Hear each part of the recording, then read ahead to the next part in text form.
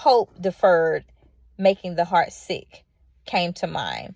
And so when you think of these things, it's hard to comprehend how that all comes to play. But for those of you that don't know where this particular verse is, it is actually Proverbs 13 verse 12. So if you want to go there with me, that would be great. If not, you can listen along. I always encourage you to take your own eyes and feast it upon that which you've been instructed to receive. So Proverbs chapter 13 and verse 12.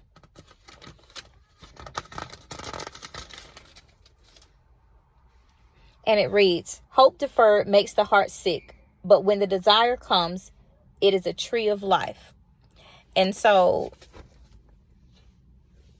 Job suffered. I was led to think of Job. Job suffered, but he remained hopeful. And hope allows the presence of positivity and focusing on that which is good. And we know that we're instructed, scripturally speaking, to focus on the things that are good in life, because it allows you to keep that hope alive. That is one of the reasons that we're instructed to do that. And so in uncertainties, it is important that you remain hopeful. If the what ifs were meant to be, they would be. And so as someone that's been in mental health and have provided psychological components and psychosocial therapeutic services for a number of years, I see on in how anxiety can weigh on people's mindset. And I also see how the pressure of the things that never even are close to happening affect the person's functionality. And 99% of the thoughts of the negative things that you have housed in your head don't even take place. But then it's quite the opposite. When you're hopeful about something and you think on these things that are positive, they typically tend to happen at a much higher rate.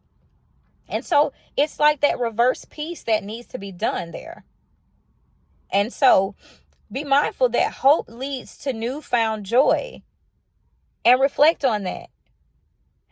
When what you hope for is brought to fruition, you now have a newfound joy, a reason to sing, something to be grateful for, another reason to go to our Father in heaven and praise him and give him all the glory and honor that you should be giving him anyway in all circumstances.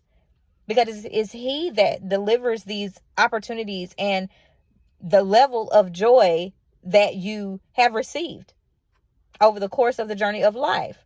And so don't grow weary in doing good. Remain